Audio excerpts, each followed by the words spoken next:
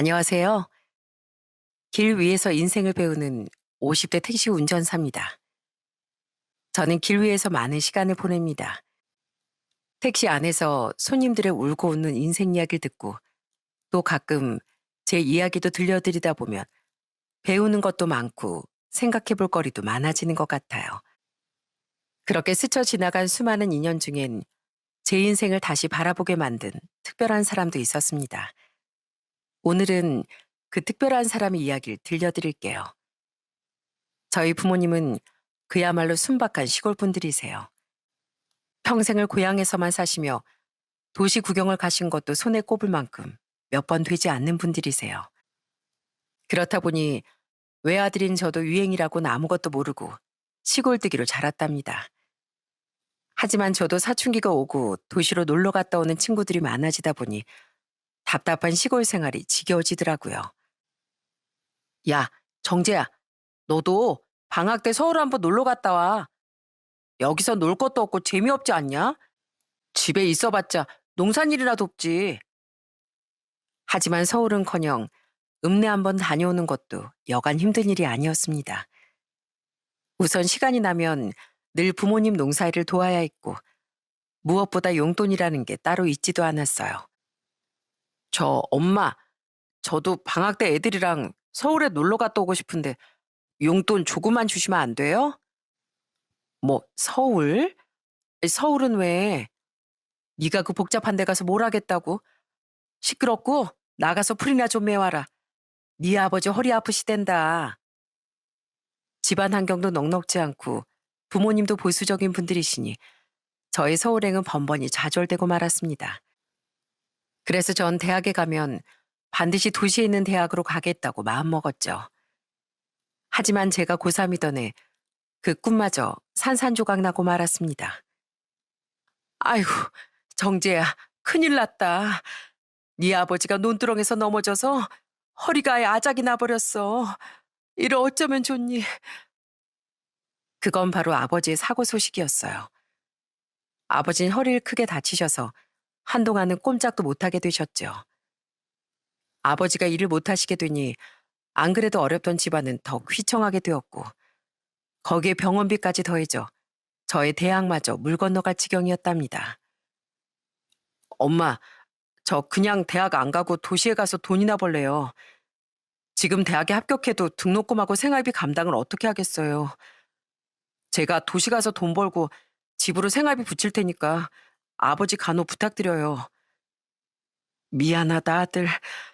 부모가 못나서 하나뿐인 자식 대학도 못 보내주고 그래도 네 아버지만 자리에서 일어나면 그땐 꼭 네 등록금 보내줄게. 어머니 눈물까지 보이시며 나중에라도 꼭 대학에 보내주겠다 약속하셨어요. 그러면서 제가 도시로 돈을 벌러 올라가던 날 어머니 유일한 귀중품인 은반지까지 팔아다 서울 가는 여비를 보태주셨답니다. 이 돈 가지고 서울 가서 방 얻는 데라도 보탰어. 가서 남한테 무시당하지 말고 당당하게 살아야 한다. 우리야 시골 무지렁이라 시골서 이러고 살아도 정재는 도시 가서 좋은 거 보고 좋은 거 먹고 지내. 알겠지? 고마워요, 엄마. 저 꼭 성공해서 내려올게요. 가서도 전화 자주 드릴게요. 건강 잘 챙기셔야 돼요. 그렇게 어렵사리 서울에 올라온 전 일단 닥치는 대로 돈을 벌어야 했습니다. 당시 제 수중에 있던 돈은 2달치 월세와 어머니가 주신 돈 얼마뿐이었거든요. 처음엔 어디서 일을 구해야 하는지도 몰라 무작정 발품을 팔았습니다. 전 이력서 수십 장을 뽑아 무작정 사무실이 많다는 동네로 찾아갔어요. 그리고 어떤 회사인지도 모르고 일단 이력서부터 들이밀었죠. 안녕하세요. 저는 임정재라고 합니다. 일단 시켜만 주시면 뭐든 해보겠습니다. 비록 고졸이지만 학교 다닐 때 반 1등도 해봤고 깡다구 좋다는 소리도 많이 들었어요. 이 사람아, 무슨 구멍가게 직원 뽑는 것도 아니고 누가 이런 식으로 이력서를 들고 오나? 패기가 좋은 건 알겠는데 이렇게 무모하게 덤빈다고 누가 자네를 알아주겠어? 일이라는 건 의욕만으로 되는 게 아니야. 매번 이런 식으로 쫓겨나는 날이 더 많았지만 저는 더 절박하게 매달렸습니다. 그러다 어떤 작은 회사 영업사원으로 채용이 되는 행운이 찾아오기도 했어요. 이 정도 용기면 영업사원 하는데 아주 제격이겠어. 입사할 때 간절했던 마음이 잊지 말고 영업 뛸 때도 무조건 두드리고 매달리고 돌격하란 말이야. 알겠어? 네, 알겠습니다. 발바닥에 땀나도록 뛰어보겠습니다. 그렇게 전 꿈에 그리던 서울에서 직장인이 되었습니다. 전 이 소식을 제일 먼저 부모님께 알렸어요. 부모님은 정말 기뻐하시며 울먹이기까지 하시더라고요. 정재야, 애비다. 우리 정재가 서울에서 출세했단 소리를 들으니까 이 애비 허리가 다 펴지는 것 같다. 장하다 우리 아들. 아버지, 누가 들으면 뭐 사법고시라도 붙은 줄 알겠어요. 그래도 감사해요. 제가 돈 많이 벌어서 아버지 허리도 싹 다 낫게 해드릴게요. 비록 도시 생활은 삭막하고 외로웠지만 언젠가 부모님을 모시고 안락하게 살 날을 꿈꾸며 묵묵히 살아왔습니다. 그러던 어느 날 외롭기만 하던 제게도 봄날이 찾아왔어요. 바로 여자친구가 생긴 거였습니다. 여자친구는 저희 회사에 일을 주는 원청 직원이었습니다. 여자친구 회사는 저희 회사보다 훨씬 조건도 좋고 급여도 괜찮은 회사였어요. 그럼에도 여자친구는 시덥지 않은 월급 받는 영업사원인절 사랑해 주더라고요. 수연아, 너에 비하면 내가 너무 형편없는 사람이라 항상 미안해. 더 잘해주고 싶고 좋은 곳에 데려가주고 싶은데 내가 부족한 게 참 많다. 그지? 그런 말 하지 마, 오빠. 난 오빠 있는 그대로가 좋아. 난 오빠가 돈이 있든 적든 그건 아무것도 중요하지 않아. 내가 돈 많은 사람 찾는 거였으면 진작에 엄마 아빠 등살에 밀려 시집 갔을걸? 그도 그럴 것이 여자친구 아버님은 대학 교수셨고 어머님은 유명한 서양 화가였습니다. 가난한 시골 농부인 저희 부모님과는 그야말로 하늘과 땅 차이였죠. 아내 오빤 박사꽃을 밟고 있다고도 했습니다. 하지만 여자친구는 그런 물질적인 건 전혀 개의치 않고 정말 순수한 마음으로 제 곁에 머물러줬어요. 그렇게 2년간 연애한 저흰 진지하게 결혼을 생각하게 되었답니다. 전 우선 가장 큰 산과 부딪혀 보기로 했어요. 가진 것도 배운 것도 없는 제가 유일하게 잘하는 게 될 때까지 매달리는 것이었거든요. 전 물벼락짐은 얻어맞을 각오로 예비 처가의 문을 두드렸습니다. 여자친구가 손을 꼭 붙잡고 대궐같이 높은 대문 앞에 서서 조심스럽게 초인종을 눌렀죠. 과연 예비 장모님께서 어떤 반응이실까 상상하며 그렇게 초조하게 기다리고 있는데 한참이 지나도 문이 열리지 않는 거예요. 그때 여자친구가 몹시 당황하며 다시 초인종을 몇 번이고 눌렀어요. 엄마, 저희 왔어요. 제가 오늘 이 사람이랑 같이 오겠다고 말씀드렸잖아요. 집에 계시는 거 알아요. 문 좀 열어주세요. 차라리 예비 장모님이 제게 험한 말을 하시거나 소금이라도 뿌리셨다면 그보다 충격이 덜했을 겁니다. 하지만 예비 처간 저를 아예 무시하는 것으로 이 결혼을 반대한다는 뜻을 보이셨죠.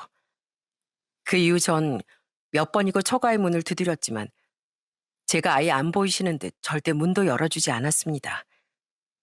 그렇게 몇 번이나 열리지 않는 대문 앞을 서성였을까요? 마침내 꽁꽁 닫혀있던 대문이 열리더군요. 저는 감히 안으로 들어가도 되나 망설이고 있는데 그때 장모님이 밖으로 나오셨어요. 내가 대체 어떤 녀석인지 얼굴을 한번 보고 싶어 나왔네. 감히 내 딸을 넘보는 도둑놈이 누군가 싶어서 내가 처음이자 마지막으로 말하겠네. 자네같이 시덥지 않은 인간이랑 우리 딸이랑 어울린다고 생각하나? 시골에서 풀이나 뜨는 자네 집안이랑 대대로 교수 집안이 우리랑 사돈 맺는 게 말이나 되겠냐고. 집안이 그 지경이면 자네 직업이라도 좀 잘나야 내가 납득할 거 아니야, 납득을. 근데 뭐 영업사원? 지금 누구 놀리는 거야? 분술 몰라도 정도껏 해야지. 당장 내 딸이랑 헤어지지 않으면 그때 나도 이렇게 말로만 끝내지 않을 거야. 내 말 똑똑히 새겨둬. 예비 장모님이 그렇게 비수 같은 말을 쏟아내시는데 전 아무 대꾸도 할 수 없더라고요. 그분이 하시는 말씀 중 틀린 말이 하나도 없었으니까요. 하지만 옆에 있던 여자친구는 바보같이 서 있는 절 대신에 예비 장모님께 소리쳤습니다. 엄마, 어떻게 그런 말을 해요? 우리 집이 뭐 그렇게 잘났는데요. 사람한테 상처 주는 줄도 모르고 잘난 척이나 해대는 집이 뭐가 그렇게 당당하냐고요. 됐어요. 저도 그렇게 아나무인 엄마랑은 더는 만나고 싶지 않아요. 제 결혼 제가 알아서 할 테니까 신경 쓰지 마세요. 오빠, 가자. 뭐야? 김수연, 너 거기 안 서? 내가 널 얼마나 곱게 키웠는데 저런 도둑놈한테 마음을 뺏겨서 부모를 등져? 너 당장 안 돌아와? 여자친구는 제 손을 이끌고 예비 처가에서 벗어났습니다. 그렇게 한참을 말없이 걷다가 여자친구가 우뚝 멈춰서더라고요. 수연아, 미안해.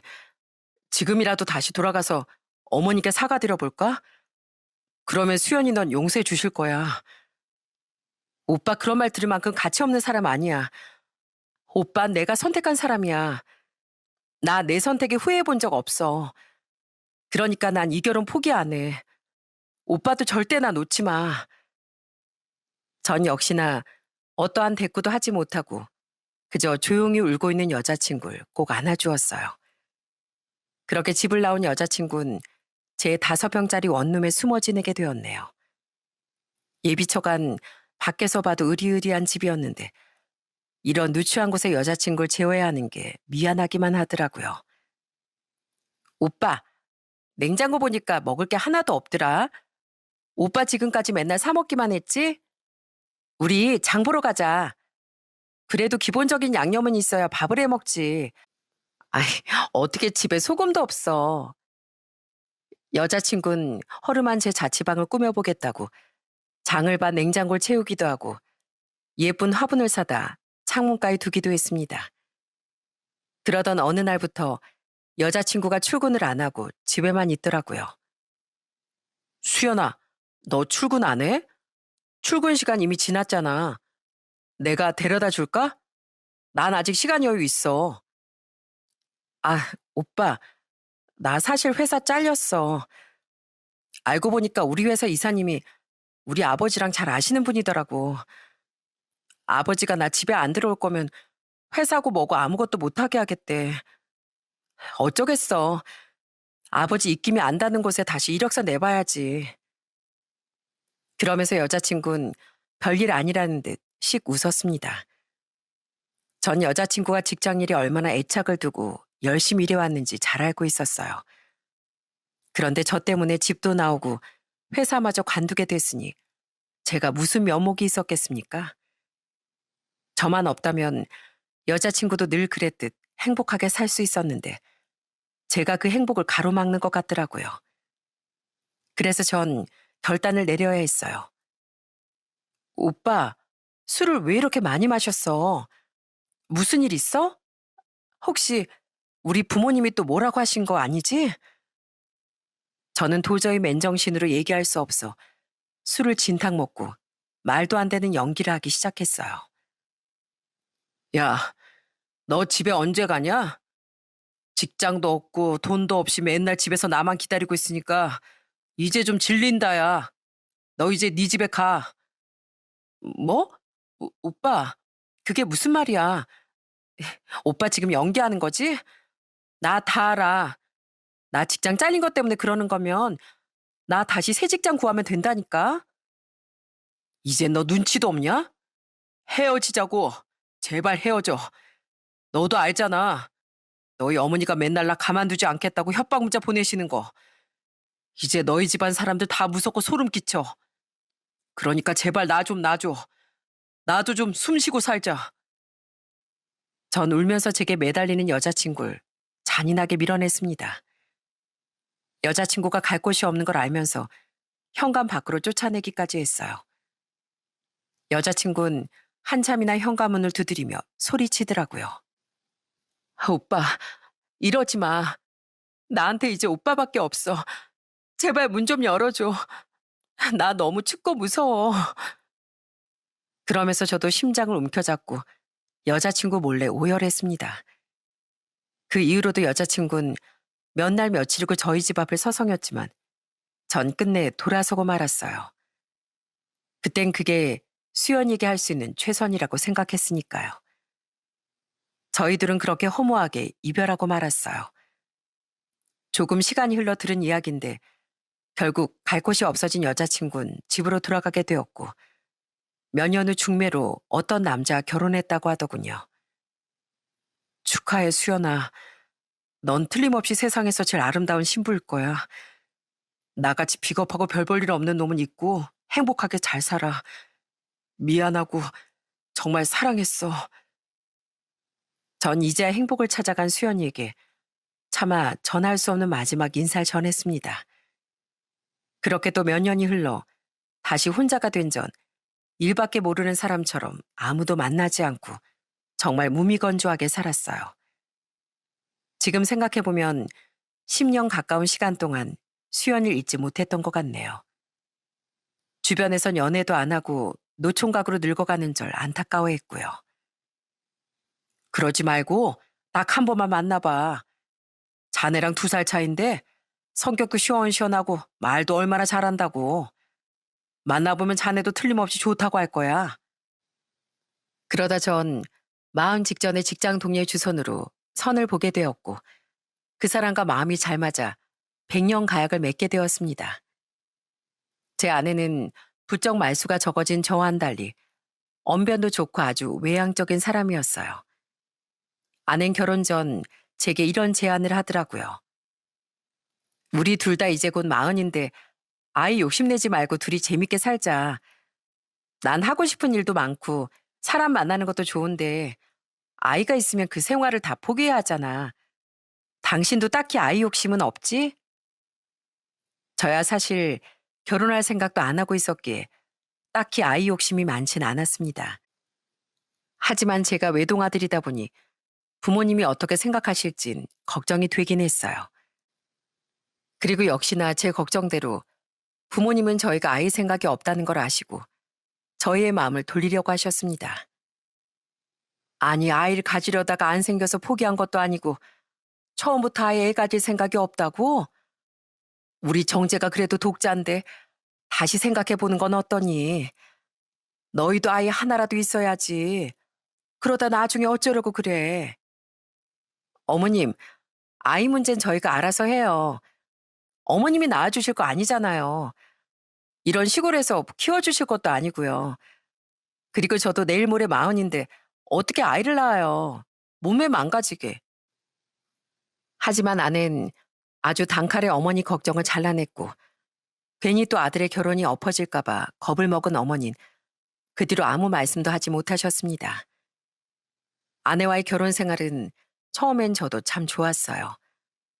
밝고 웃음 많은 아내는 회색빛이었던 제 일상에 큰 기쁨이었답니다.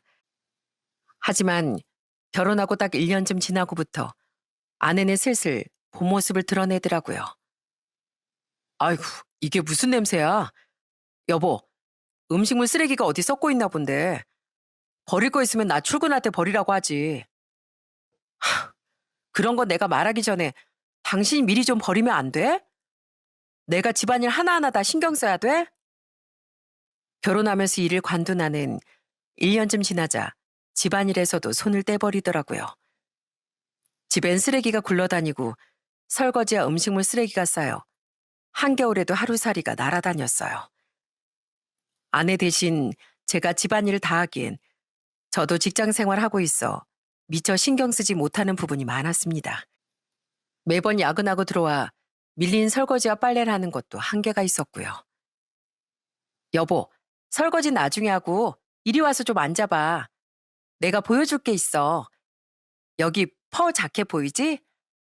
이거 나 생일 선물로 사주라. 생일 선물? 당신 생일 아직 5개월이나 남았잖아. 그리고 작년에 생일 선물 미리 사달라고 해서 가방도 사줬던 것 같은데. 째째하게 그걸 다 하나하나 기억하고 있어? 아니, 올겨울에 춥다는데 나만 잠바대 입고 다닌다니까? 당신은 아내가 남들 앞에서 초라했으면 좋겠어? 아는 제가 원하는 건 다 만들어주는 도깨비 방망이라도 있는 줄 아는 것 같더라고요. 저도 아내를 기쁘게 해주고 싶어 사달라는 건 다 사주는 편이었지만 갈수록 그 정도가 지나치더군요.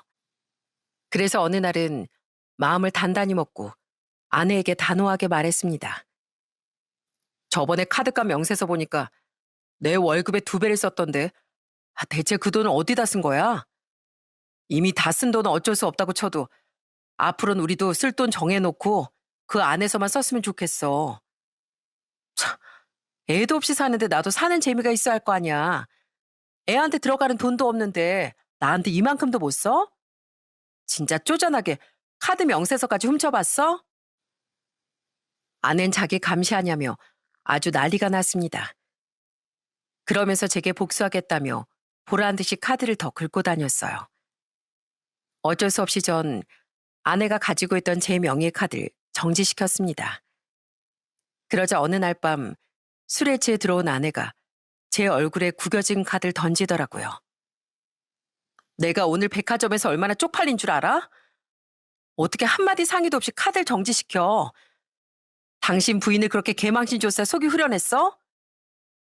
그러게 누가 그렇게 막 쓰고 다니래?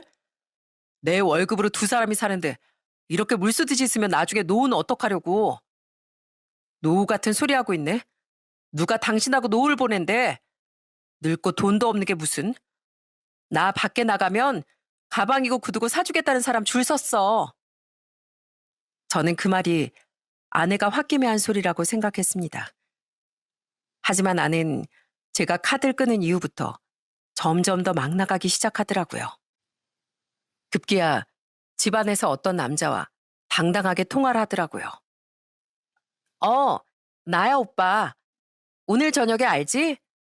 오빠가 레스토랑부터 쇼핑까지 풀코스로 쓴다며. 나 그럼 기대하고 나간다. 당신 지금 그 통화 뭐야? 나 말고 다른 남자 만나? 저녁에 대체 어딜 가는데? 당신이 무슨 상관이야? 당신이 돈 쓸 거 아니면 신경 꺼. 아낸 절 완전히 무시하며 아예 대놓고 바람을 피우고 있었어요. 점입 가경으로 아낸 뻔뻔하게 제게 남자친구가 생겼다고 말하더라고요. 요즘 애 없는 부부들 따로 애인 하나씩은 다 있대.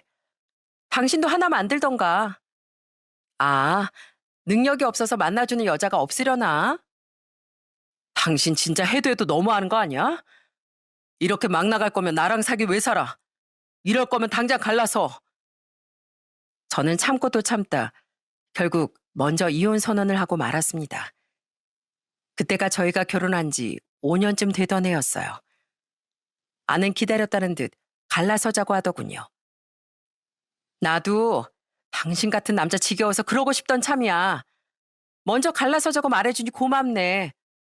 센스는 좀 없어도 돈을 시원시원하게 잘 쓰는 남자인 줄 알았더니 이렇게 쫌생일 줄 누가 알았겠어? 아휴, 그동안 같이 산 시간이 아깝다. 시간이 아까워. 아는 그러더니 짐가방을 들고 그 길로 집을 나가버렸어요. 전 졸지에 45 나이에 이혼남이 되었죠. 이혼까지 겪고 나니 정말 세상 모든 게 다 싫고 답답하더라고요. 회사는 왜 다녀야 하는지 그 나이까지 영업일을 하며 남 앞에서 굽신거리는 것도 넌덜머리가 났습니다. 그래서 한참을 고민하다가 결국 사표를 던졌습니다. 하지만 20살 때부터 일만 하다 처음으로 제 시간이 생기니 뭘 해야 할지 모르겠더군요. 그래서 뒤늦은 사춘기를 겪은 아이처럼 집에 틀어박혀 술만 마셨습니다. 이혼하고 나서 제가 전화를 잘 받지 않자 어머니는 하루에도 몇 통씩 제게 전화를 거셨어요. 그러던 어느 날 급기야 80에 가까운 어머니가 서울 저희 집까지 찾아오셨고요. 아이고 술 냄새야. 너 이때까지 술만 퍼마신 거야? 너 이러고 살 줄 알았으면 그때 그 아가씨랑 결혼했어야 했는데 너 이러고 있는 거 알면 그 아가씨가 너랑 결혼 안 하길 잘했다고 생각할 거다. 그러니까 창피한 거 알면 제발 기운 차리고 너도 네 인생 살아. 어머니가 그렇게까지 말씀하시니 저도 제 인생이 너무 한심스럽더라고요. 40대 중반이 돼서 바람난 아내와 이혼하고 직장도 관두고 술만 퍼먹고 있는 게 수치스러웠어요. 그래서 몇 가지를 찾아보다 비교적 자유롭게 돌아다닐 수 있는 택시 운전 일을 시작하게 되었답니다. 어서 오세요. 오늘 날이 참 좋네요. 어디로 보실까요, 손님? 말 시키지 말고 조용히 운전이나 하세요. 귀찮게 하지 말고요. 하지만 택시 운전 일은 제 생각보다 그리 낭만적이고 자유로운 일은 아니더라고요. 물론 대부분의 승객이 별 문제 없이 제 택시를 이용하셨지만 간혹가다 소위 진상이라고 말하는 인간들을 만나기도 했으니까요. 안녕하세요, 기사님. 혹시 이 택시 부산까지 가주실 수 있나요? 요금은 제가 넉넉하게 드리겠습니다. 여기 서울에서부터 부산까지요? 그럼 택시비가 30만 원도 넘을 텐데 괜찮으시겠어요? 아니면 기차를 이용하시는 게 나을 텐데요. 편하게 가고 싶어서 그럽니다. 제가 톨비까지 40만 원 드릴 테니까 부산항으로 가주시죠. 가서 바다 보면서 회나 먹고 오렵니다. 전 그 손님의 요구대로 무려 6시간을 운전해 정말 부산에 도착했습니다. 하지만 부산에 도착하자 아니 그놈은 차 문을 열고 도망쳐 버렸어요. 졸지 혼자 부산까지 택시를 운전해서 오게 된 전 너무 분해 서울로 돌아가는 길에 운전대를 몇 번이나 내려쳤는지 모릅니다. 그뿐만 아니라 어느 날은 어떤 여자가 급하게 차에 오르더군요. 사장님, 저, 저 앞에 차 좀 쫓아가 주세요. 저놈 사기꾼이에요, 사기꾼. 저놈 놓치면 저 망해요. 사기꾼이라고요? 손님, 벨트 꽉 매세요. 전속력으로 따라 붙습니다.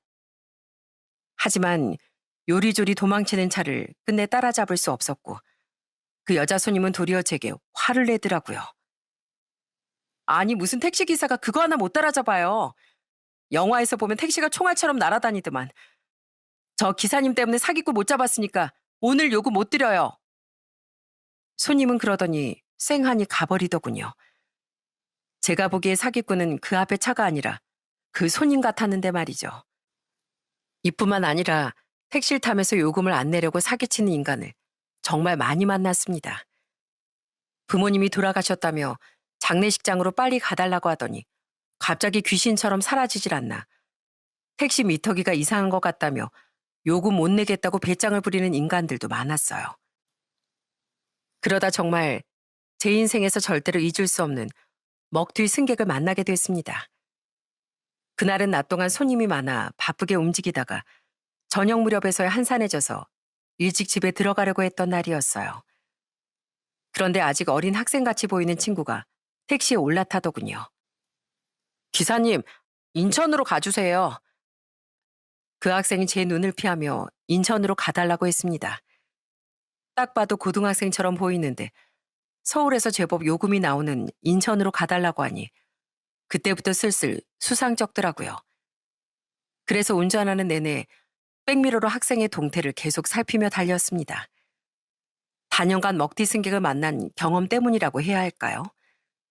그렇게 슬슬 눈치를 보며 인천에 도착했고 전 약간 긴장되는 마음으로 학생에게 말을 걸었어요. 손님, 도착했습니다.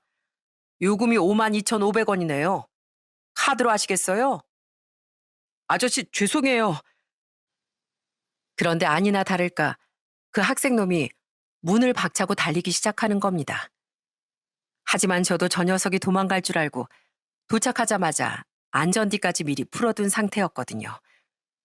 그래서 저도 학생이 차 문을 열자마자 마찬가지로 차 밖으로 뛰쳐나 그 녀석을 따라 달리기 시작했어요. 너 이 자식 거기 안 서? 너 잡히면 가만 안 둬? 전 젖먹던 힘까지 끌어올려 마침내 그 녀석을 따라잡았고 몸까지 날려서 그 녀석 등에 매달렸습니다. 내가 너 못 잡을 줄 알았냐? 힘들어 죽겠네. 너 상습범이지? 이러는 거 너 한두 번 아니지? 너 도저히 안 되겠다. 어린 것이 벌써부터 못된 짓을 하고 있어. 당장 경찰서 가자. 이거 나요. 돈 주면 될 거 아니에요. 이거 놓으라고요. 전 발버둥치는 녀석의 뒷덜미를 잡고 파출소로 데려갔습니다. 그동안 승객들에게 당한 게 하도 많아서 저도 화가 많이 난 상태였어요. 가뜩이나 요즘 택시 영업도 잘 안 되는데 이런 조그만 녀석까지 도망칠 궁리를 한다는 게 기가 막혔습니다. 경찰관님, 이 녀석 좀 잡아가세요. 글쎄 학생놈이 서울에서 인천까지 택시를 타고 와놓고 요금도 안 내고 도망쳤지 뭡니까? 너 그게 정말이야? 당장 이름하고 집 주소 대. 부모님 연락처도 말하고. 저 부모 없어요. 그냥 교도소 갈게요. 가면 될 거 아니에요.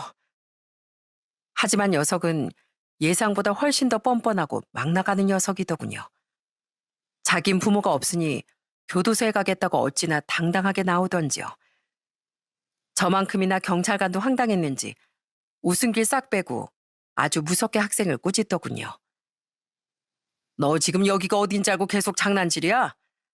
네가 말 안 해도 조사하면 다 나와. 너 고등학생 같은데 정말 소년원이라도 가고 싶은 거야? 그게 아니라 저희 부모님 이혼하셔서 여기까지 올 사람 아무도 없다고요. 이제 저도 곧 성인이니까 제가 알아서 할게요. 왜 부모님까지 불러야 돼요? 저 택시 아저씨도 부모님 부를 거 아니잖아요. 이 녀석 말하는 것 좀 보게나. 내가 너희 부모님보다 나이 먹어도 몇 살은 더 먹었을 텐데 우리 부모님 왜 불러? 그리고 잘못은 네가 있지 내가 있냐? 그러고도 한참이나 학생은 부모님 연락처를 댈 수 없다고 버텼습니다. 결국 경찰관인 녀석 주머니에 있던 학생증을 조회해 어렵게 녀석의 어머니와 연락이 닿았어요. 안녕하세요. 박형진 학생 어머니 되시죠? 여기 파출소인데요. 형진 학생이 택시 요금을 안 내고 도망치다 잡혀왔어요. 여기가 인천이긴 한데 파출소에 오셔서 학생을 데려가셔야 할 것 같네요. 기사님도 계속 기다리고 계시거든요. 가능한 빨리 와주셔야겠어요. 경찰관이 어머니와 통화를 하자 학생은 갑자기 날뛰며 전화기를 뺏으려 하더군요. 우리 엄마한테 왜 말해요? 우리 엄마 아빠 이혼해서 나 혼자라고요. 그러니까 엄마한테 말하지 마요. 가만 안 있어? 너 진짜 수갑 채워놓을 수가 있어? 그렇게 학생과 씨름하며 한 2시간쯤 지났을까요? 누군가 헐레벌떡 파출소 안으로 뛰어들어오더라고요. 언뜻 봐도 다급해 보이는 게 학생의 어머니 같았죠. 형진아, 대체 이게 무슨 일이야? 네가 왜 인천에, 그것도 파출소에 와 있어? 여기까지 왜 왔어?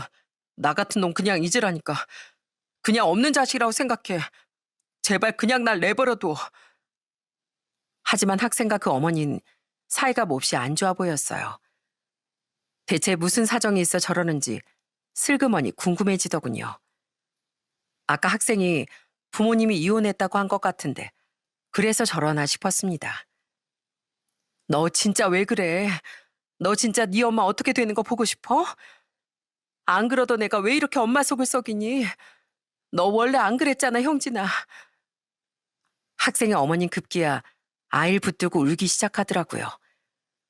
학생은 눈물을 뚝뚝 흘리면서도 끝까지 어머니에게 대들더군요. 내가 알아서 살게. 그러니까 엄마도 엄마 인생 살아.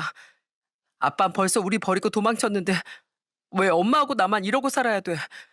엄만 억울하지도 않아? 옆에서 두 모자 이야기를 듣다 보니 저까지 마음이 찡해지더라고요. 그래도 학생의 어머니께 어떤 일로 여기까지 왔는지 설명을 해드려야 할 것 같았어요.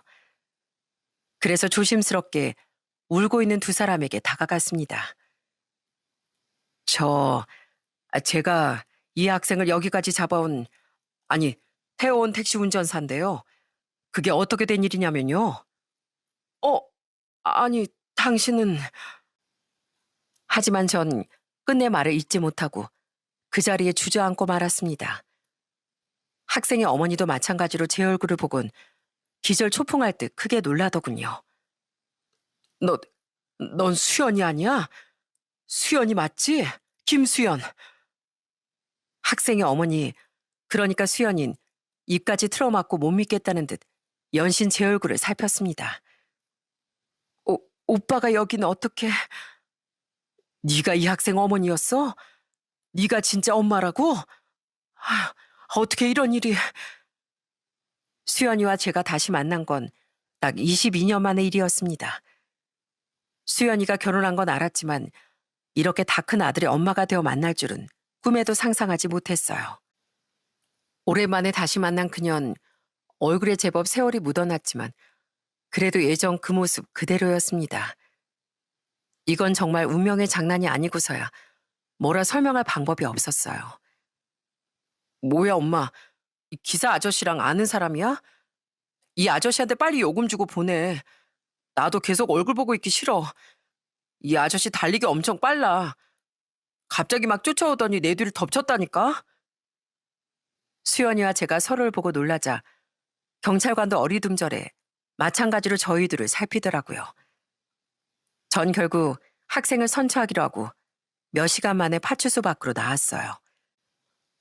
전 일단 수연이와 학생을 택시에 태우고 다시 서울로 향했습니다. 서울로 가는 내내 차 안에서 누구도 입을 뻥끗하지 않았어요. 그렇게 수연이가 말해준 주소에 도착해 학생을 일단 집으로 올려보냈습니다. 그리고 근처에 조용한 카페를 찾아갔어요. 카페에 도착해 음료를 시키고 수연이와 나란히 앉아 있는데 꼭 오래전 좋았던 시절로 돌아간 것 같더라고요. 이제 대체 무슨 사연이 있었는지 말해주겠어? 수연이 네가 결혼했다는 소식은 들었는데 아까 이혼했다는 말은 다 뭐고 네 아들은 대체 왜 저러는지 궁금한 게 많아. 제가 조심스럽게 묻자 수연인 이내 눈물을 훔치고 어깨를 들썩였어요. 저는 그 울음이 조금 잦아들기 기다렸죠. 그렇게 한참이 지나자 수연이가 드디어 제 물음에 답을 주더라고요. 사실 나 작년에 남편하고 이혼했어. 남편이 오랫동안 여자 문제로 속을 꽤 썩였거든. 근데 남편 사업이 잘 안 되고 부모님 재산까지 오빠가 다 말아먹는 바람에 결국 이 지경이 됐지 뭐야. 뭐? 그게 사실이야? 좀 알아듣기 쉽게 말해봐. 그래, 너희 부모님은 어떠신데? 수연인 잠시 망설이더니 정말 경악스러운 몇 가지 소식을 들려주더군요. 우선 제가 알던 그대로 수연인 저와 헤어지고 부모님 강요에 못 이겨 맞선을 본 남자와 결혼하게 되었답니다. 그러다 아들도 낳고 처음엔 꽤 행복하게 잘 살았다고 해요. 하지만 아이가 조금 컸을 무렵부터 남편이 계속 바람을 피웠고 사업을 핑계로 집안 재산도 꽤 가져다 쓴 모양이었어요. 사실 남편이 돈 문제를 일으키긴 했지만 그렇다고 우리 부모님이 휘청하실 정도는 아니었거든. 그런데 우리 오빠까지 사업 타령을 하기 시작했고 장남을 밀어주고 싶었던 부모님은 노후 자금까지 다 끌어서 모두 오빠에게 투자하신 거지. 그 때문에 집안 재산은 다 거덜이 났고 그 충격으로 쓰러지신 아버진 끝내 일어나질 못하셨어. 우리 어머니도 심한 충격을 받으시고 아버지까지 돌아가시자마자 치매 증세까지 보이시더라고. 정말 너희 부모님이 그렇게 되셨단 말이야? 오래전에 뵀을 땐 그렇게 건강하고 당당하시던 분들이 어쩌다 그렇게. 네가 정말 힘들었겠구나. 그 고통을 혼자 다 짊어지고 있던 거야? 그럼 어쩌겠어. 그런데 다른 건 다 감당할 수 있어도 내 하나뿐인 아들이 저렇게 방황하는 건 어떻게 할지 모르겠어. 제가 원래 착하고 공부밖에 모르던 앤데 내가 남편하고 맨날 싸우고 이혼하니 많이 전쟁을 치르니 우리 아들이 정서적으로 큰 충격을 받았나 봐. 이제 내가 하는 말은 아예 들으려 하지 않아. 오빠, 우리 형진이 어떡하면 좋아. 다 내 잘못인 것 같아. 제가 수연이와 이별하고 많은 일을 겪은 것처럼 수연이와 그 가족들도 22년간 눈물 없이 들을 수 없는 많은 괴로움을 겪은 것 같더라고요. 한때 예비 장인 장모님이었던 분들은 대학에서 은퇴하시고 평생 모으신 돈을 장남에게 다 뺏기고 그렇게 건강마저 잃으셨고 바람난 남편과 이혼한 수연인 이혼녀가 되어 사춘기 아들 때문에 매일 걱정뿐인 엄마가 되어 있더라고요. 전 그때야말로 세월이 야속하다는 말을 온몸으로 체감했습니다. 수연아, 사실 나 한동안은 너희 부모님을 원망하기도 했어. 대체 왜 그렇게 날 반대하셨을까 따지고도 싶었고. 근데 이제와 그게 다 무슨 소용이겠니? 너희 부모님이 그렇게 되셨다는데 내 마음도 찢어지는 것 같다. 그렇게 말해줘서 고마워, 오빠. 난 오빠가 평생 나 부모님을 원망했다고 해도 반박할 말이 없었어. 그때 오빠에게 준 상처가 너무 커서 늘 오빠에게 미안했거든. 오빠가 나한테 헤어지자고 모지게 말한 것도 다 날 생각해서 그랬다는 거 알아. 오빤 좋은 사람이잖아. 아니야, 수연아. 나 그렇게 좋은 사람 아니야. 나도 이제 곧 사회에 찌든 50대 아저씨인걸. 비록 둘 다 얼굴에 주름살을 훈장처럼 달고 있었지만 저희는 이미 지난 세월을 다 용서하고 다시 예전 그 마음으로 서로를 바라보고 있었습니다. 전 당장 수연이와 연락처를 교환하고 그 뒤로 인연이 다 꽤 자주 연락을 하고 지냈어요. 수연아, 근데 참 얄궂지 않니? 어떻게 우리 둘 다 배우자가 바람이 나서 이혼을 할 수가 있지? 이걸 재밌는 우연이라고 해도 될지 모르겠다. 재밌는 인연이지, 우리 둘 다. 그때 그렇게 헤어진 것도 이렇게 다시 만난 것도 다 우리가 인연이어서 그런 거 아닐까? 수연이와 전 정말 인연이었을까요? 수연인 저와 다시 연락하면서 자연스럽게 힘든 일이나 고민들을 털어놓더라고요. 수연이의 사연을 듣다 보니까 수연이도 정신적으로 많이 힘들어서 정신과 약까지 먹고 있더라고요. 수연아, 마음이 많이 힘들면 약도 먹고 상담도 계속 받는 게 좋을 것 같아. 요즘 정신과 약을 먹는 게 무슨 흠이 되겠어. 내가 너에게 조금이라도 힘이 될 수 있으면 좋겠는데 그때나 지금이나 해줄 수 있는 게 없어서 미안해. 아니야, 오빠. 오빤 그때나 지금이나 이렇게 내 옆에 있어주는 것만으로도 큰 힘이 돼. 정말로. 수연인 고맙게도 아무런 힘이 되어주지 못하는 저에게 기대 주었어요. 그렇게 전 2년 가까이 수연이와 가깝게 지내며 수연이 아들 형진이와도 가까워지려고 부단히 노력했어요. 형진아, 너 아저씨랑 사우나 갈래? 아저씨가 혼자 살다 보니까 등 밀어줄 사람이 없어서 그래. 네? 싫어요. 제가 아저씨하고 사우나를 왜 가요? 아이, 좀 가줘라. 너니 아저씨가 불쌍하지도 않냐? 가면 구운 계란도 사주고 식혜도 사줄게. 형진인 자꾸 귀찮게 구는 절 참 열심히도 밀어내더라고요. 하지만 전 그에 굴하지 않고 계속 형진이에게 다가갔어요. 같이 사우나도 가고 주말이면 공차로 가자고 불러내기도 하고요. 때론 수연이 몰래 용돈도 줘가며 어떻게든 마음을 얻어내려고 애썼습니다. 요즘 네 엄마가 용돈도 많이 안 준다며? 자, 이거 아저씨가 주는 용돈이니까 엄마한테 들키지 말고 너 하고 싶은 데 써. 대신 다음 주에도 아저씨랑 사우나 가주는 거다.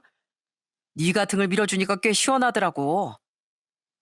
그러다 가끔은 형진이가 학교 가기 싫어하는 날에 체험학습 신청서를 써주고 택시 조수석에 태우기도 했답니다. 자, 체험학습 신청서 이렇게 쓰면 되는 거냐? 이 정도면 네 담임 선생님도 깜빡 속아 넘어가시겠지? 아유, 제가 이러는 게 맞는지 모르겠어요.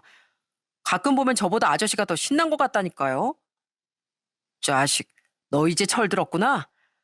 그래도 오늘은 아저씨랑 드라이브 하는 날이니까 네 엄마 몰래 우리 실컷 달리다 들어가자. 너도 좋지? 전 반나절 넘게 형진이를 택시에 태우고 다니며 정말 많은 얘기를 나눴답니다. 수연이가 얼마나 좋은 사람이고 좋은 엄마인지도 말해주고 형진이의 크고 작은 고민도 들어줬어요. 그러다 학교가 다 끝날 시간이 됐을 무렵 형진이를 안전하게 집 근처에 내려주었고요. 오늘 재밌었지? 집에 조심해서 들어가고 오늘 일은 우리 둘만의 비밀이다.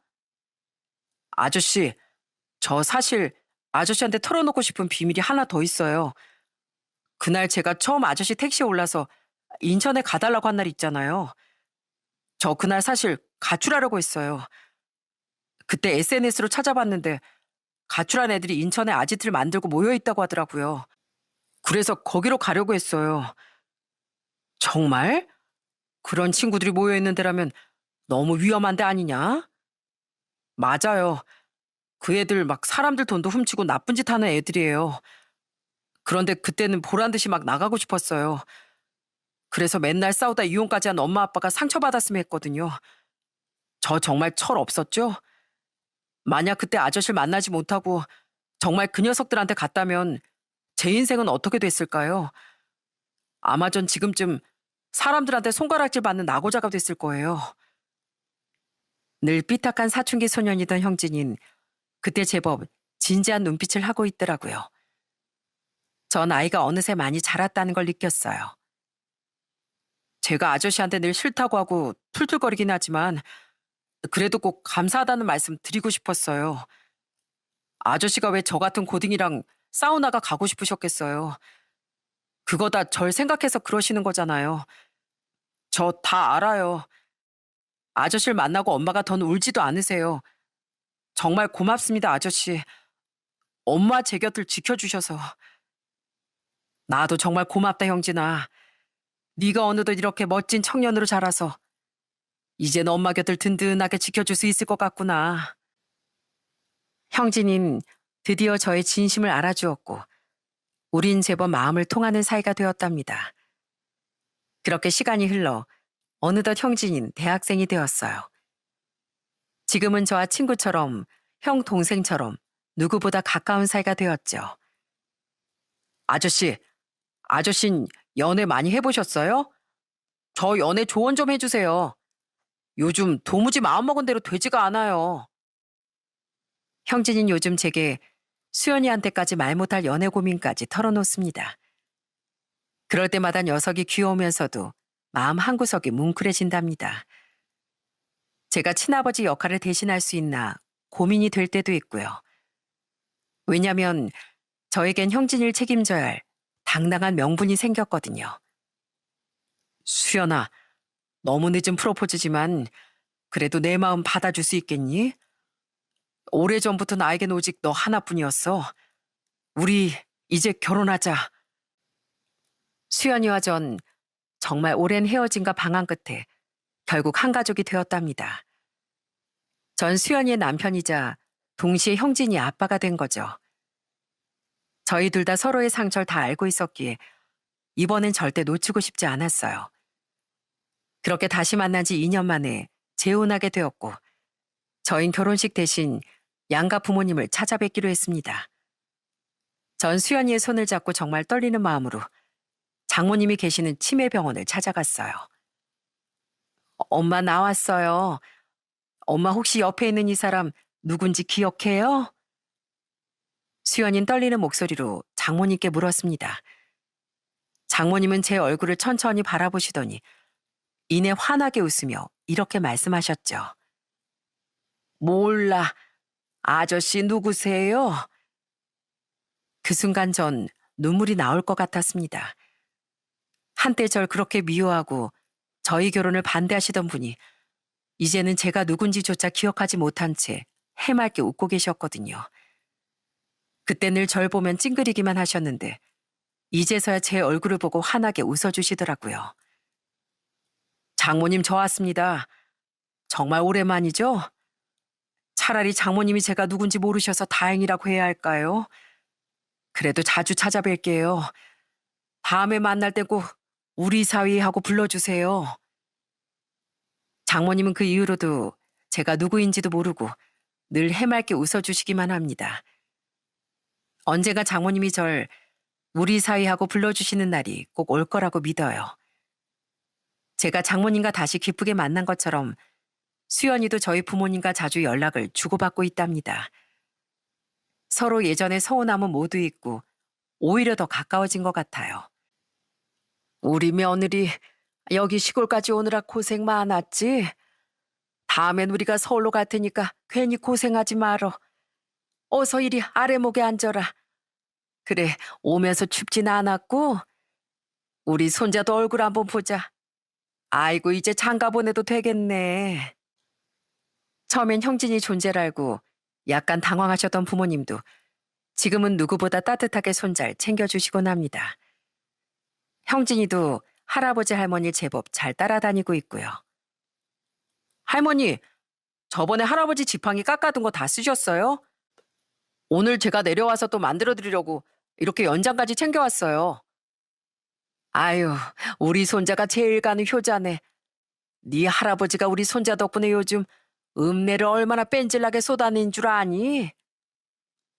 아주 먼 길을 돌고 돌았지만 저희 가족은 무사히 행복한 목적지로 가고 있는 것 같습니다. 지금 이 사연을 듣고 계신 여러분 중에도 분명 갈 길을 잃고 헤매시는 분들이 계시겠죠? 그럴 땐 잠시 멈춰서서 곁에 있는 사람들의 이야기를 들어보시면 어떨까요? 인생은 참으로 멀고 험한 길 같지만 결국 우리를 다시 움직이게 하는 건 곁에 있는 사람들의 위로와 응원이더라고요. 저 역시 수많은 길을 헤매며 잃었던 사랑을 다시 찾고 수많은 고통 끝에 용서를 배우며 여기까지 왔습니다. 지금 이 채널을 듣고 계신 모든 분들도 언젠가 자신만의 목적지에 안전하게 다다르시길 바랍니다. 조금 늦으면 어떤가요? 결국엔 가고자 가는 길을 바르게 가는 게 더 중요하지 않을까요? 오늘도 전 택시 운전기사이자 남편으로 또 아빠이자 아들로 바르게 달려가 보겠습니다.